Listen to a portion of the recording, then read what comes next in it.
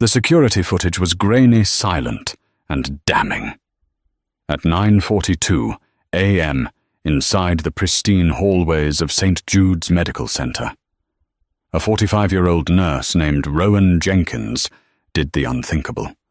She wound up her arm and delivered a violent, closed-fist punch squarely into the chest of Admiral William Sterling, a decorated war hero and one of the most powerful men in the Navy. He dropped like a stone. Security swarmed. Rowan Chertotan was tackled. The world saw an assault on a national icon. But what the cameras didn't capture was the microscopic rhythm of a dying heart and the split-second decision that turned a healer into a felon and the only person who could save him. St. Jude's Medical Center in Bethesda wasn't just a hospital. It was a fortress of glass and steel where the VIPs of Washington, D.C. came to get patched up. The air always smelled of antiseptic and anxiety. Rowan Jenkins fixed her badge, staring at her reflection in the break room mirror. The bags under her eyes were designer luggage. At this point, Prada quality bought with double shifts and insomnia. She'd been an ER nurse for 20 years, the last 10 spent in the high-stakes cardiac unit here. She had seen it all. Gunshot wounds, overdoses, senators having panic attacks that looked like myocardial infarctions. Nothing rattled her, or so she thought. "Rowan, we have an incoming VIP. Code Silver Protocols." Dr. Gregory Alcott barked, sticking his head through the door. Alcott was brilliant but possessed the bedside manner of a wet badger. "Admiral William Sterling. He collapsed at a fundraiser. He's conscious, combat sportive, and refusing the stretcher. He's your problem." "My favorite kind," Rowan muttered, chugging the last of her lukewarm coffee. When the elevator doors slid open, chaos spilled out. A phalanx of grim-faced men in dark suits, diplomatic security service, surrounded a man who looked like he wanted to murder every single one of them. Admiral William Bill Sterling was a legend. A former Navy SEAL, a frantic strategist, and currently a high-ranking advisor at the Pentagon. Even at 62, with his face grey and sweating, he looked like he could bench press a Buick. "Get your hands off me!" Sterling roared, shoving a young orderly away. "I said I'm fine. It's indigestion. I ate some bad crab cakes." "Admiral, please," the orderly stammered. "Sir, you need to lie down," Rowan said, stepping into the fray. Her voice was calm, the nurse voice that usually stopped drunk college kids in their tracks. Sterling turned his glare on her. His eyes were bloodshot pupils dilated. He was clutching his left arm, trying to make it look casual, like he was just adjusting his cuff. Rowan knew better. That was the classic sign. Radiating pain. "I don't need to lie down, nurse. I need an antacid and a car back to the Pentagon. I have a briefing in an hour," Sterling growled, swaying slightly. "You're having a cardiac event, Admiral. You're not going to a briefing. You're going to a cath lab," Rowan said, moving to take his vitals. He slapped her hand away. The sound echoed in the hallway. The security detail tensed hands hovering near their jackets. "I said back off," Sterling shouted. But the shout turned into a gurgle. It happened in slow motion. Sterling's face went from angry red to a terrifying ash-grey white. His eyes rolled back into his head. He didn't crumble. He stiffened, locking up like a seizure. The monitors on the wall weren't hooked up to him yet. There was no beeping, no warning. Just a man dying on his feet. Rowan saw it instantly. It wasn't a standard heart attack. It was V-fib ventricular fibrillation. His heart was quivering like a bag of worms pumping zero blood. He was clinically dead before he hit the floor. But he didn't fall immediately. He was so massive, so rigid, he stood there for a split second, a statue of death. Rowan knew the crash cart was 30 feet away behind a locked door. The defibrillator pads would take 20 seconds to apply. He didn't have 20 seconds. His brain was starving now. She didn't think. Training took over not the polite hospital training, but the old-school combat medic-style maneuvers she'd read about in dusty journals. Clear. She didn't scream it. She hissed it. Rowan planted her feet. She made a fist, hammered it tight, and swung. Whack! She punched a 4-star Admiral in the center of his chest, directly over the sternum, with every ounce of strength in her body. It was a precordial thump, a desperate kinetic attempt to shock the heart back into rhythm mechanically when a defibrillator wasn't available. The impact knocked the wind out of the bystanders. Sterling dropped backward, hitting the linoleum with a sickening crack. For a second, there was total silence. The security detail stared paralyzed by the violence of the act. A nurse had just assaulted a national hero. Then chaos. "Gun down, get her down!" One of the agents screamed, mistaking the situation entirely. 3 men tackled Rowan. Her face was smashed into the floor, her arm twisted behind her back until she felt her shoulder pop. "I was trying to save him," she screamed, her mouth tasting of floor wax and blood. "Check his pulse, check his pulse." But nobody was checking Sterling. They were all on top of her. "Secure the target. Get a doctor. He's down. The Admiral is down." Dr. Alcott came running around the corner, eyes wide. He saw Sterling on the floor, motionless, and Rowan Jenkins pinned under 3 agents, handcuffed with plastic zip ties. "What the hell happened?" Alcott yelled. "She hit him," an agent spat, kneeling on Rowan's neck. "She cold-cocked him." Alcott dropped to Sterling's side. He pressed 2 fingers to the Admiral's carotid artery. He waited. 1 second. 2.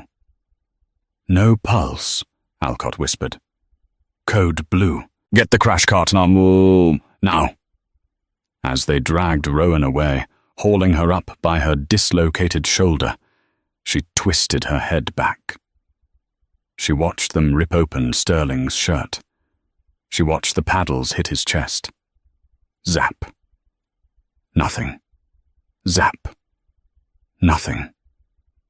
"Please," Rowan prayed, tears mixing with the blood on her lip. "Don't die. If you die, I'm not just fired. I'm a murderer." The room was small, cold, and smelled of stale coffee and fear. It wasn't a hospital room. It was a holding cell in the basement of the facility usually reserved for unruly psych patients, now repurposed by the Department of Defense.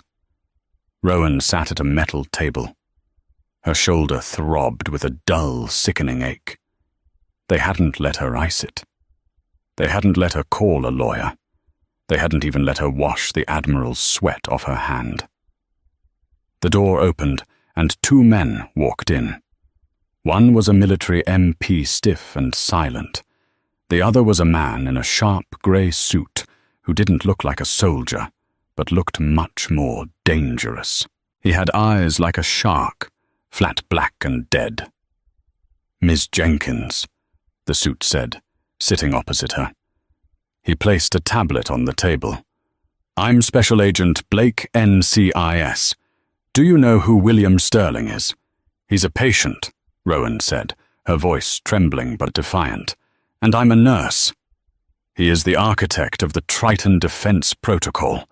He carries secrets in his head that are worth more than the GDP of most countries," Blake said quietly. "And you assaulted him." "I performed a precordial thump," Rowan snapped. "He went into sudden cardiac arrest, V-fib. I saw the signs. I didn't have a crash cart.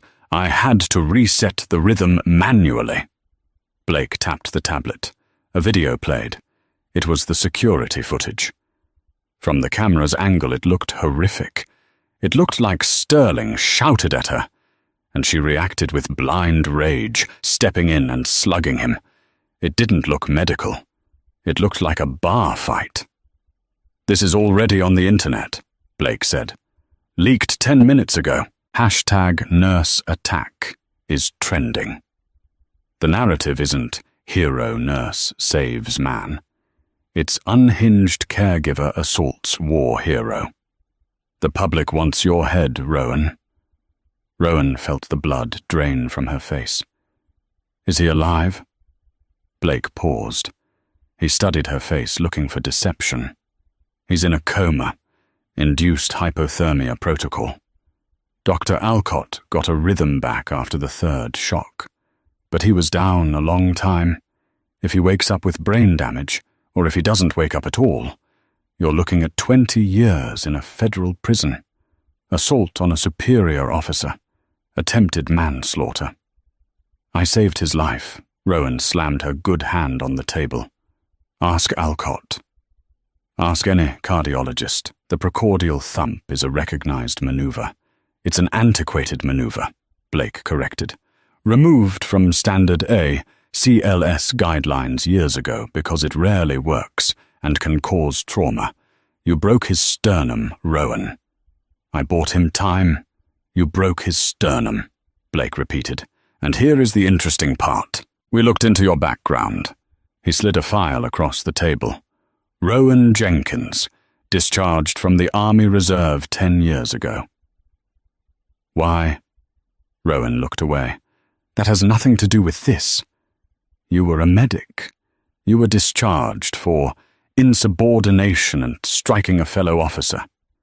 A pattern of violence. I punched a drunk sergeant who was trying to force himself on a trainee," Rowan hissed. "I didn't get a medal for that, I got a discharge. But I was right then, and I'm right now." Blake leaned in close. "The Admiral has enemies, Ms. Jenkins. Powerful ones. And right now it looks very much like someone paid you to make sure William Sterling never made it to his briefing today. Did someone pay you?" "No." "Then why did you hit him in the exact spot that would stop a heart rather than start it?" "I didn't." "We'll see." Blake stood up and collected his tablet. "Until the Admiral wakes up and tells us otherwise, you are a threat to national security. You're being transferred to military custody. You can't do that. I'm a civilian. Not inside this hospital. Not with this victim," Blake said, opening the door. "Pray he wakes up, Rowan. Pray hard." As the door clicked shut, leaving her in silence, Rowan put her head in her hands. The image of the video played in her mind. It looked so bad. But something Blake said stuck in her craw.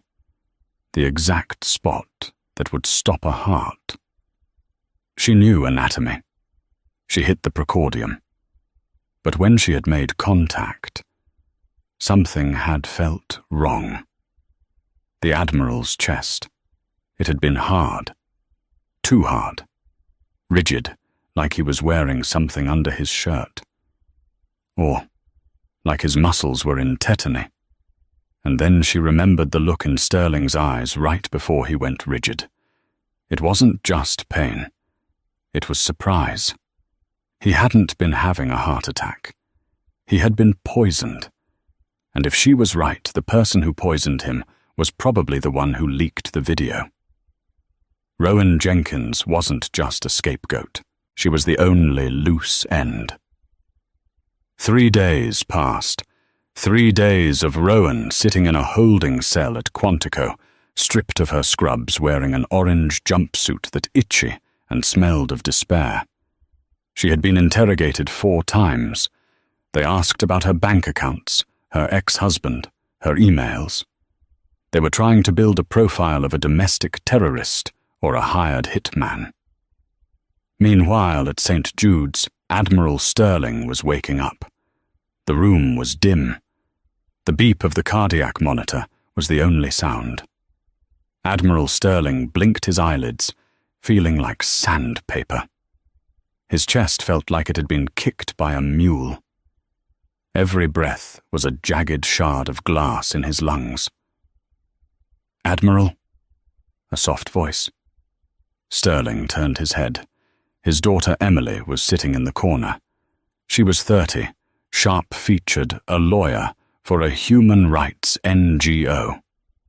They hadn't spoken in 2 years. "Em," he rasped. His voice was a wreck. "Don't try to talk, Dad. You're intubated. Wait. No, they took it out an hour ago. Just breathe." She stood up and poured him a cup of water with a straw. Sterling drank greedily. "What happened?" "You had a heart attack," Emily said, her face unreadable. "At the hospital entrance. It was bad, Dad. You died. They brought you back." Sterling frowned. The memory was fragmented. Pain. Anger. The nurse. "The nurse," Sterling whispered. "The blonde one." Emily stiffened. "Yeah. We know. It's all over the news. She attacked you, Dad. She punched you in the chest." Sterling closed his eyes, trying to replay the tape. He remembered the argument. He remembered the pain radiating down his arm. He remembered the nurse's face. She wasn't angry. She was focused. "Attacked?" Sterling asked. "It's on video," Emily said, pulling out her phone. She hesitated, then showed him the clip. Sterling watched himself collapse. He watched Rowan wind up. He watched the impact. He winced sympathetically at the screen. "Damn." "She's in custody," Emily said. "They're throwing the book at her. Attempted murder. Blake says she might have induced the cardiac arrest with the blow." Sterling shook his head slowly. "No." "Dad, look at the video." "I felt it." Sterling wheezed. "Before she hit me, the lights went out before the hit. My heart, it stopped. I felt the drop." He looked at his daughter with intense blue eyes. "She didn't stop my heart. She jump-started it." Emily frowned. "The doctors say your sternum is fractured. Blake says it was excessive force."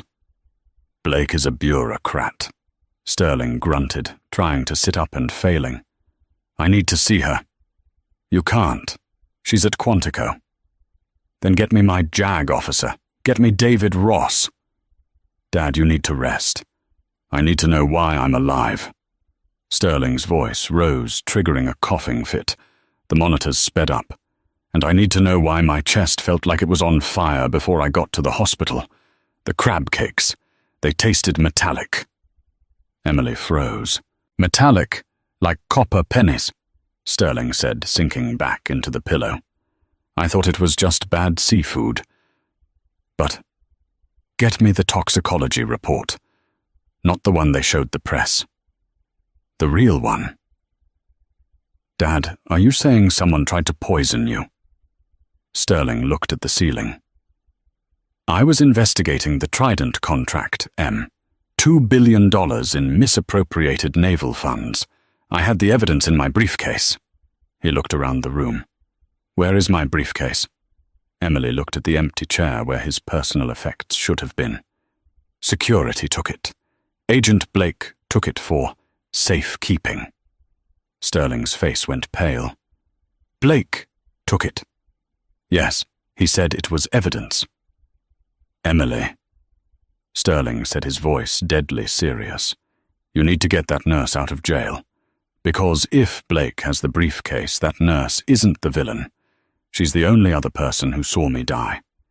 And she's the only one who can prove it wasn't natural." "How?" "Because," Sterling tapped his chest, "when she hit me, I gasped. I inhaled. If I had been poisoned with succinylcholine or a paralyzing agent, there would be trace amounts in my lungs from that gasp. But only if they check for it now." "They won't check," Emily realized. They're treating it as a heart attack caused by blunt force trauma. Exactly, Sterling said. They're framing her to cover up a murder attempt, and she's sitting in a cell waiting for me to die. The Naval Consolidated Brig at Quantico was designed to break people. It was a labyrinth of grey concrete and echoless hallways, stripped of colour and comfort. For Rowan Jenkins, a woman whose life was defined by the chaotic warmth of an ER, the silence was the worst part. It was heavy, suffocating, and punctuated only by the clanging of heavy steel doors. She had been awake for 30 hours. Every time she dozed off, the image of Admiral Sterling's eyes rolling back into his head jerked her awake. Did I kill him? The question gnawed at her sanity. Blake's voice kept looping in her head. You broke his sternum. You stopped his heart. The heavy lock on her cell door tumbled with a sound like a gunshot. Rowan flinched, pulling her knees to her chest on the narrow cot. Jenkins, lawyer, the guard grunted, not making eye contact. Rowan frowned. I didn't call a lawyer. I can't afford one. It's not yours, the guard said, stepping aside. A woman stepped into the cell. She was dressed in a sharp navy power suit that looked out of place against the peeling paint. She carried a leather briefcase and an air of absolute authority, though her eyes betrayed a sleepless exhaustion that mirrored Rowan's own. Rowan recognized her from the news. This was Emily Sterling, the Admiral's daughter, the shark from the ACLU. Rowan stood up, her heart hammering against her ribs. If you're here to serve me with a wrongful death suit, you can save the paper. I don't have anything. I rent my apartment. I drive a 2018 Honda. Emily didn't speak immediately. She waited for the guard to leave and the door to clang shut. She waited another 10 seconds, staring at the camera in the corner of the ceiling. My father is alive, Emily said softly. Rowan let out a breath she felt like she'd been holding for 3 days. Her legs gave out, and she sat back down on the cot, burying her face in her hands. Oh, thank God. Thank God. He's awake, Emily continued, her voice devoid of the anger Rowan expected. He's fractured, bruised and breathing. And he sent me here. Rowan looked up, wiping her eyes. He wants an apology. He can have it. I'm sorry I hurt him. I was just trying. He doesn't want an apology. Emily cut her off. She pulled a metal folding chair from the wall and sat directly across from Rowan, their knees almost touching. He wants to know about the resistance. The what? When you hit him, Emily whispered, leaning in so her mouth was shielded from the camera's direct line of sight. He said you told the investigators his chest felt wrong, too hard, rigid. Rowan nodded slowly, her nurse's brain engaging again. Yes, it was odd. Usually when someone drops from a cardiac event, they're dead weight, flaccid. Muscle tone vanishes instantly. But when I prepped for the thump, his pectoral muscles were rock hard, like he was flexing. But he was unconscious. Tetany, Emily said. Excuse me. Muscle tetany. Involuntary contraction, Emily said. My father remembers eating crab cakes about 30 minutes before the incident. He said they tasted metallic, like copper. Rowan's eyes widened. The pieces slammed together in her mind like a car crash. The rigidity, the rapid onset. The seizure look that wasn't quite a seizure. The metallic taste. Succinylcholine, Rowan breathed. What? It's a paralytic, Rowan said, her voice rising in excitement before she caught herself and lowered it to a hush. We use it for intubation. It paralyzes the muscles so we can get a tube down the throat. But in high doses, or if someone has a specific enzyme deficiency, it causes total body lockdown. Fasciculations. The muscles fire uncontrollably before they paralysis. It mimics a seizure. It stops the diaphragm. It stops the heart. Would it show up in an autopsy? Emily asked. It metabolizes in minutes, Rowan said, the horror dawning on her. It breaks down into succinic acid and choline, which are naturally occurring in the body. Unless you look for it immediately, it's the perfect murder weapon. It looks like a massive heart attack. And the punch. Rowan looked at her own hand, bruised and swollen. If his heart had stopped because of the paralytic clamping down on it, the precordial thump provides a massive kinetic shock. It might have been just enough to break the tetany for a split second, enough to let the node fire one last time before the doctors got there with the epinephrine. Rowan looked at Emily, her eyes wide. I didn't just restart his heart. I physically forced it to beat against the poison. Emily sat back, her face pale. Blake took his briefcase. He took the evidence my father was carrying. And he has the toxicology reports. Blake, the NCIS agent, the one running the investigation. He was the one who told me I killed him, Rowan said. He was the one who told me the thump was antiquated and illegal. He's been trying to get me to confess to assault for 3 days. He's burying it, Emily said, her voice hardening. He's framing you for the assault to cover up the fact that someone had tried to assassinate a 4-star admiral on American soil. Suddenly, the lock on the door buzzed loudly. The heavy steel door swung open. Agent Blake stood there. He wasn't smiling. He held a coffee cup in one hand and a file in the other. He looked at Emily, then at Rowan. Ms. Sterling, Blake said, his voice smooth like oil on pavement. I wasn't aware you were counsel of record for the prisoner. I thought you were here to give a victim impact statement. I am her attorney, Emily lied effortlessly, standing up and smoothing her skirt. And as such, this conversation is privileged. You are violating her Sixth Amendment rights by monitoring this room. Blake chuckled. It was a dry, humorless sound. This isn't a criminal court, Emily. It's a military inquiry regarding national security. Rights are flexible here. He stepped into the cell, filling the small space with a menacing energy. He dropped the file on the cot next to Rowan. The Admiral is awake, Blake said, watching Rowan's reaction. But he's confused. Hypoxia, lack of oxygen to the brain. He's babbling about conspiracies and crab cakes. It's sad, really. The dementia of a great man. He's not senile, Rowan said, standing up to face him. He was poisoned. Blake's expression didn't change, but the air in the room grew instantly colder. That's a very dangerous accusation, Ms. Jenkins. Unsubstantiated. Reckless. The kind of accusation that gets people put in very deep, dark holes for a very long time. Where is the toxicology report? Emily demanded. The raw data, not the summary. Classified, Blake said. Part of the ongoing investigation into the assault. I want an independent medical examiner to see him, Emily said. Today. The Admiral is in a secure military wing at St. Jude's, Blake said. No visitors, no outside doctors. We can't risk another attack. Can we? He turned to Rowan. You have a choice, Rowan. You plead guilty to aggravated assault. We give you time served and probation.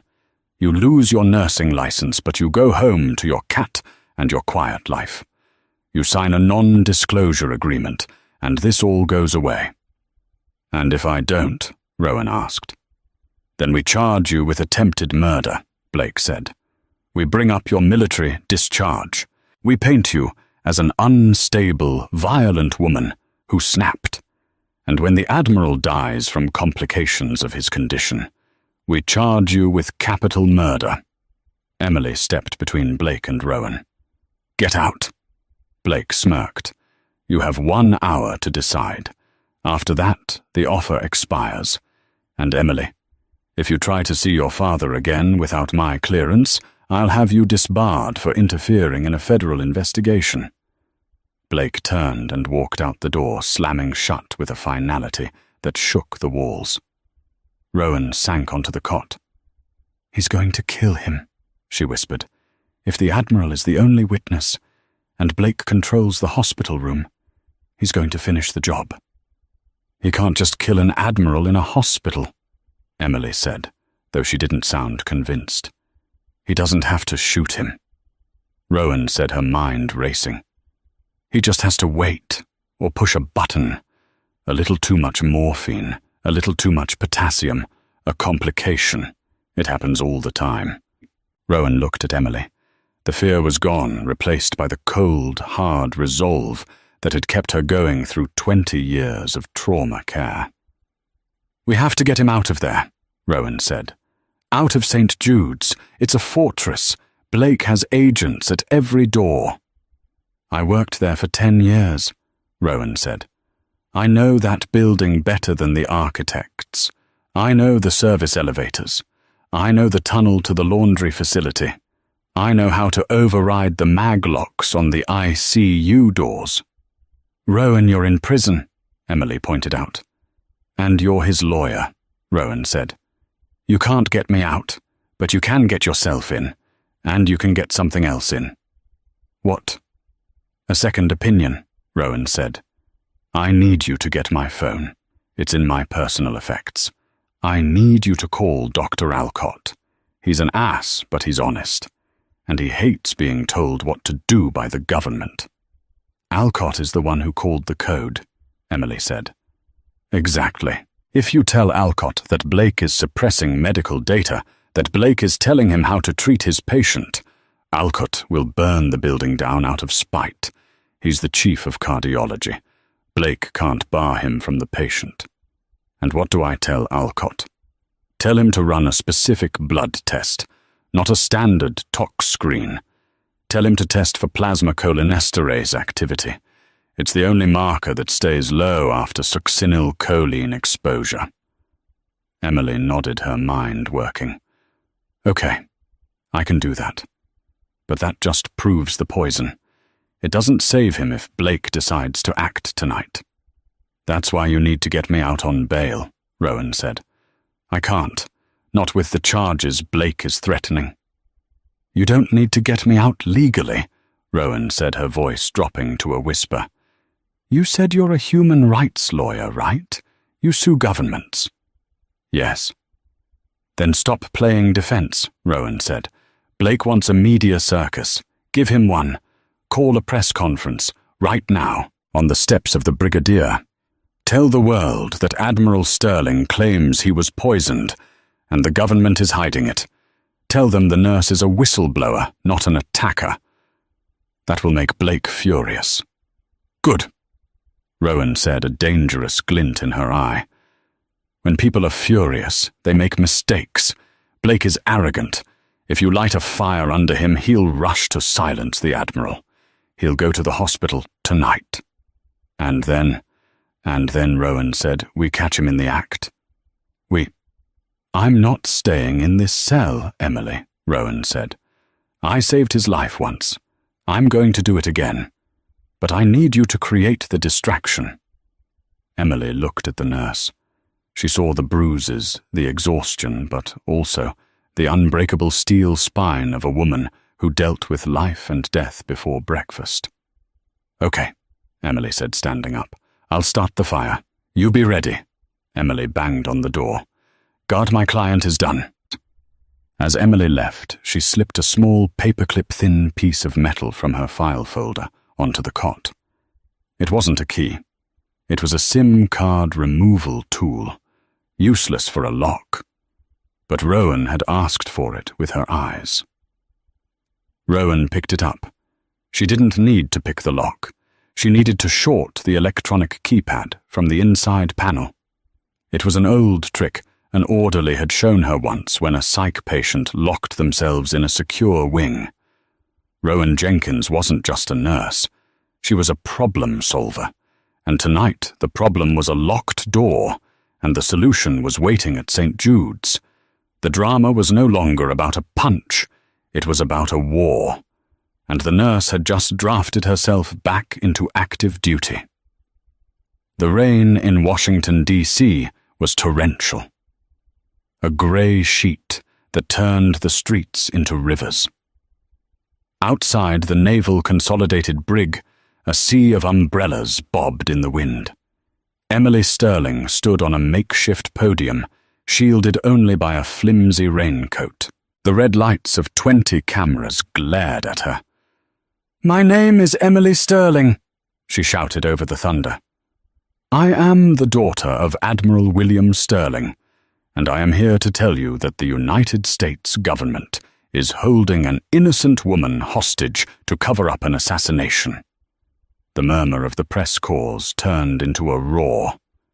"Rowan Jenkins did not assault my father." Emily continued, her voice trembling with adrenaline. She identified a lethal dose of succinylcholine, a paralytic poison in his system.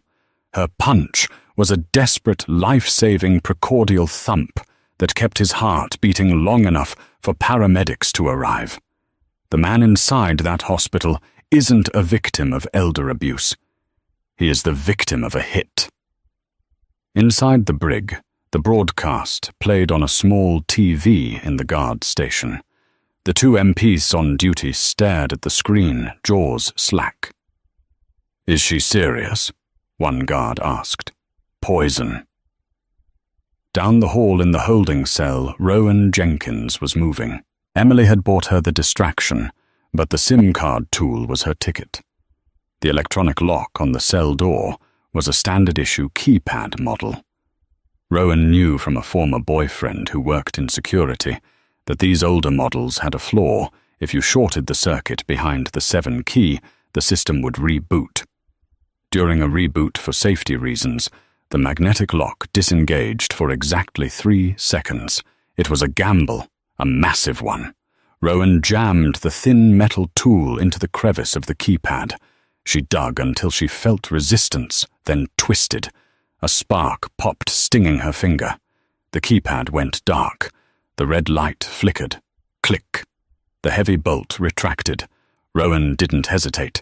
She pushed the door open and slipped into the corridor in her socks. She could hear the guards arguing about the news report 50 feet away. She needed a uniform. She ducked into the laundry closet she had spotted during her intake. Inside, hampers of dirty linens were piled high. She stripped off her orange jumpsuit, shivering in the cold air, and grabbed a grey maintenance coverall from a hook.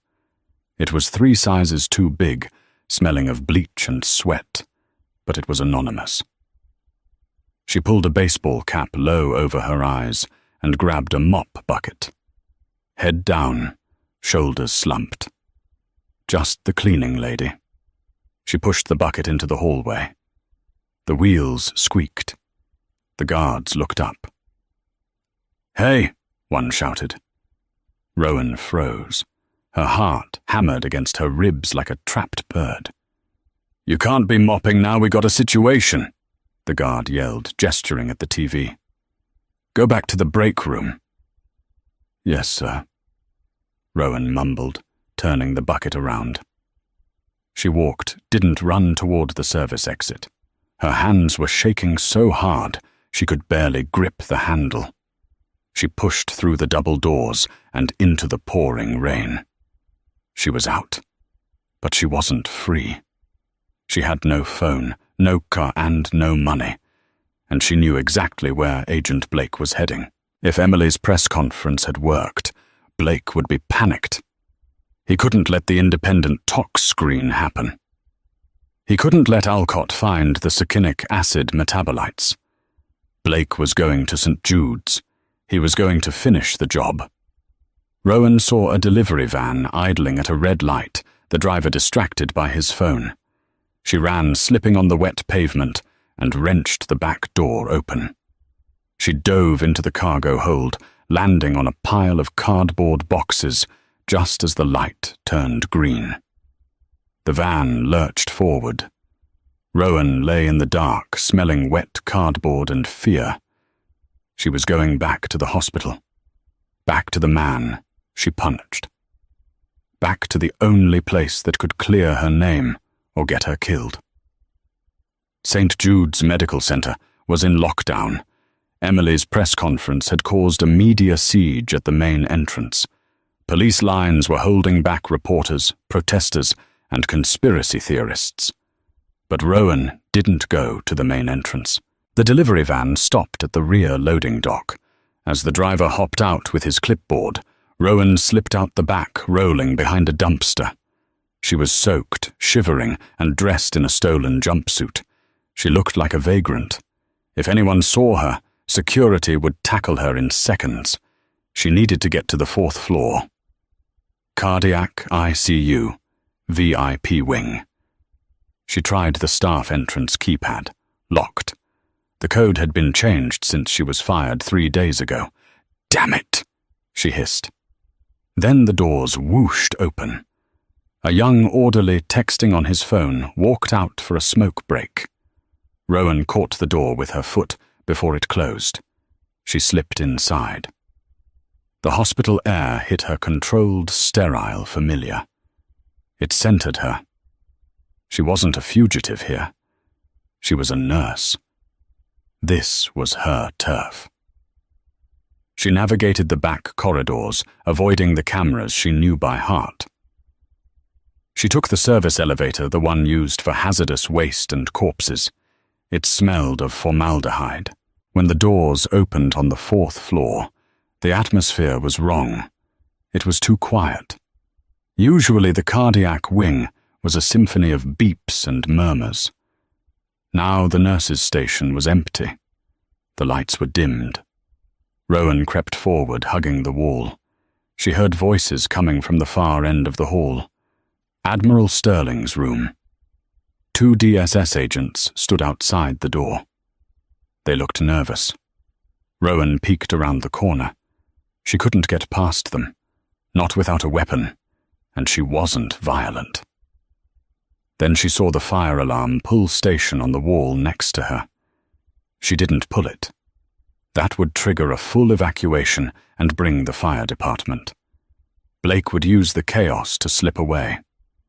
She needed a medical distraction. She spotted a crash cart parked near the supply closet. She grabbed a bag of saline and a syringe. She squirted the saline onto the floor, creating a massive, slick puddle right in front of the elevator bank. Then she kicked a metal tray down the hall. Clang, clang, clang. The agents jerked their heads. What was that? One of them walked toward the noise. As he rounded the corner, his dress shoes hit the saline puddle. His feet went out from under him. He went down hard, his head cracking against the floor. "Officer down!" the second agent yelled, abandoning his post to run to his partner. Rowan sprinted. She stayed low, dashing past the nurse's station and slipping into the Sterling's room. The room was dark, lit only by the glowing monitors. Admiral Sterling lay in the bed, pale and still. Standing over him was Agent Blake. Blake held a syringe in his hand. He was injecting it into the IV port. "Stop!" Rowan screamed. Blake spun around, eyes wide. He hadn't expected her. "You." Rowan didn't think. She tackled him. She wasn't a fighter, but she was desperate. She slammed her shoulder into Blake's gut, knocking him back against the ventilator. The syringe flew from his hand, skittering across the floor. Blake recovered instantly.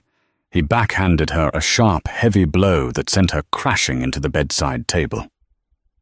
Vases and water pitchers shattered. "You just don't know when to quit, do you, Rowan?" Blake snarled, straightening his tie.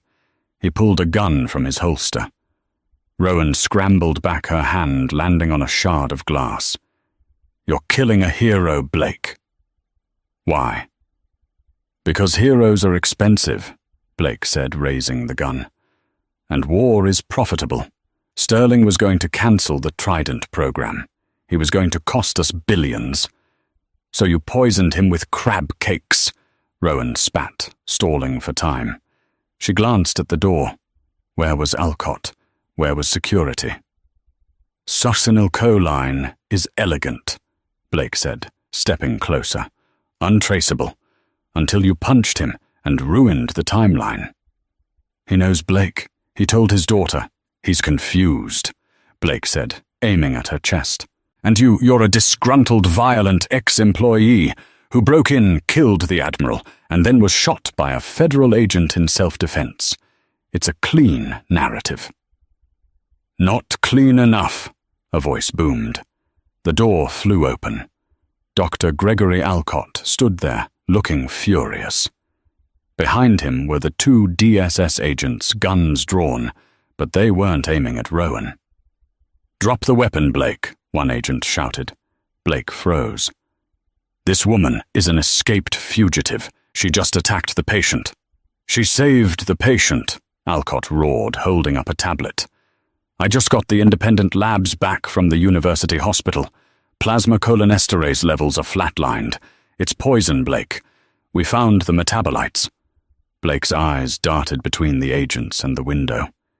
He was trapped. "You're done," Rowan said, standing up, blood dripping from her lip. "It's over." Blake's face twisted into a sneer. He looked at the Admiral, then at the gun. For a second, Rowan thought he was going to shoot Sterling anyway, just to finish the mission. She threw herself across the Admiral's body, shielding him with her own. Bang! The sound was deafening in the small room. Rowan flinched, waiting for the pain. But it didn't come. Blake dropped the gun. He fell to his knees, clutching his shoulder. In the bed, Admiral Sterling was awake. His hand was gripping the side rail, his knuckles white. He wasn't the one who fired. The DSS agent in the doorway had taken the shot. Blake collapsed, groaning blood, pooling on the sterile white floor. "Secure him!" the agent yelled, rushing in to cuff Blake. Rowan slowly lifted her head. She looked down at Admiral Sterling. His blue eyes were open, groggy but sharp. He looked at Rowan, really looked at her for the first time since that day in the hallway. He reached out a shaking hand and took hers. His grip was weak but warm. "Nice. Right hook." Sterling rasped, a ghost of a smile on his face. Rowan let out a sob that was half laugh, half cry. She squeezed his hand back. "You were crashing, Admiral," she whispered. "I had to improvise." Dr. Alcott rushed to the bedside, checking monitors. "BP is stable. Heart rate elevated but regular. He's okay. Rowan, let me check your head." "I'm fine," Rowan said, wiping the blood from her lip. She looked at Blake, who was being dragged out in handcuffs, cursing. "Is it true?" Sterling asked, his voice gaining strength. "Blake?" "He admitted it," Rowan said. "He wanted to stop you from cancelling the Trident program." Sterling closed his eyes, a look of profound betrayal crossing his face. "I trusted him with my life." "You trusted the wrong person," Rowan said softly. "But you're safe now." The door opened again. Emily Sterling burst in, soaking wet hair plastered to her face. She saw Blake on the floor, the blood, and her father awake. "Dad," she screamed, running to the bed. Rowan stepped back, giving them space. She leaned against the wall, her legs finally giving out. She slid down to the floor, sitting amidst the broken glass and spilled water. She was exhausted. She was an escaped convict. She was fired. But as she watched the Admiral hold his daughter, listening to the steady rhythmic beep, beep, beep of the heart monitor, a heart she had manually restarted. Rowan Jenkins knew one thing for sure. She was the best damn nurse in the building.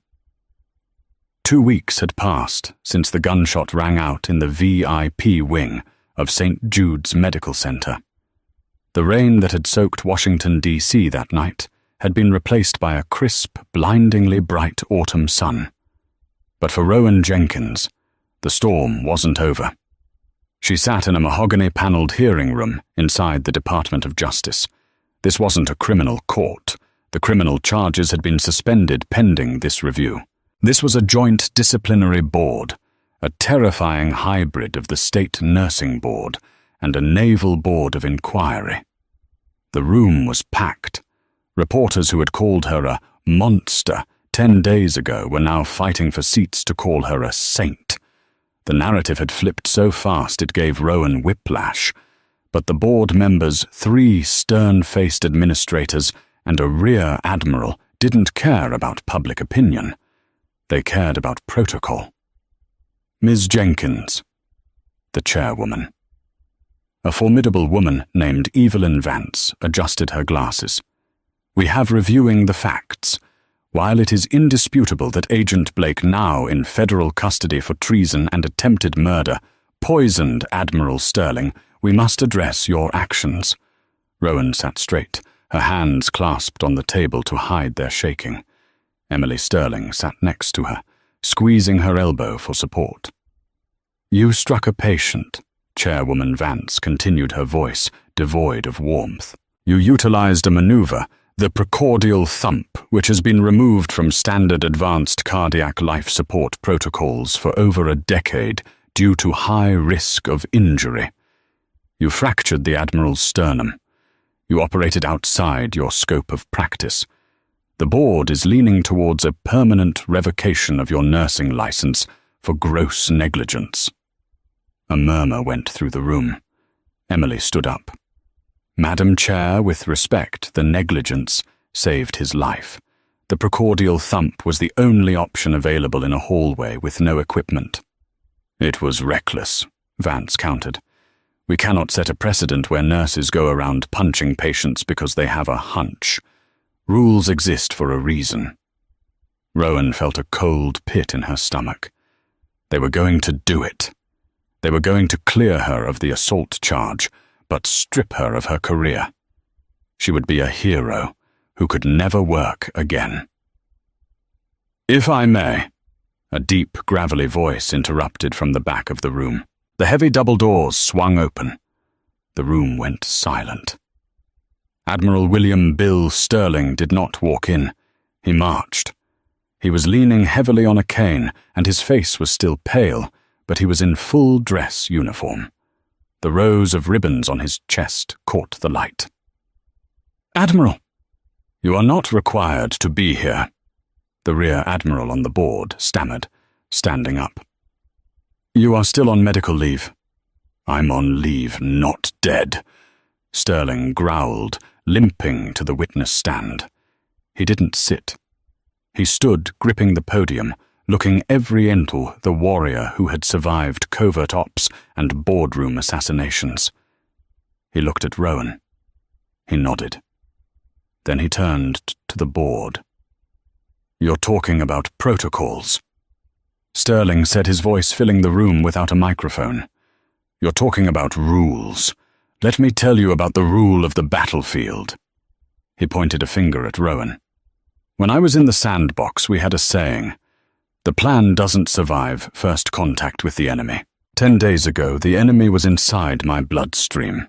It was a chemical weapon designed to stop my heart and end an investigation into $2 billion of stolen taxpayer money. Agent Blake followed the protocol. He followed the rules of engagement for a silent kill. Sterling paused, letting the weight of his words sink in. Rowan Jenkins didn't follow protocol. She didn't wait for a crash cart that was behind a locked door. She didn't wait for a doctor who was 3 floors away. She saw a soldier down and she engaged the threat. She broke my sternum. Good. Bones heal.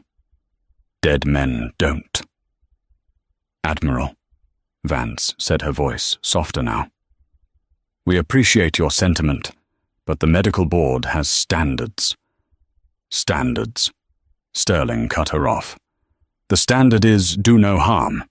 If she had followed your rules, I would be in a flag-draped box at Arlington right now.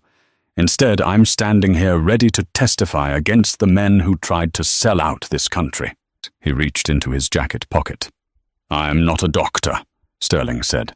I cannot grant a medical license, but I am a flag officer of the United States Navy, and I recognize valor when I see it. He walked over to Rowan. The room held its breath. Rowan stood up, trembling. Rowan Jenkins, Sterling said formally.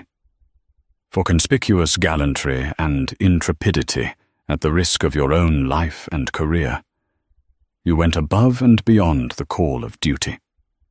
He pinned a small, heavy medal onto her simple black blazer. It wasn't a military medal. He couldn't award those to civilians easily, but it was a challenge coin. A solid gold coin with the Navy SEAL trident on one side and the Latin phrase aut viam inveniam aut fasciam on the other. I shall either find a way or make one. The charges against this woman are an insult to every person who has ever saved a life in a crisis, Sterling said, turning back to the board. If you take her license, you'll have to explain to the President of the United States why his new Director of Medical Security is unlicensed. The chairwoman blinked. Director of... Excuse me. I'm creating a new position at the Pentagon. Sterling announced, a wry smile touching his lips. Civilian oversight for naval medical logistics. I need someone who can spot a poison when the doctors see a heart attack. I need someone who isn't afraid to punch a 4-star admiral if he's being an idiot. He looked at Rowan.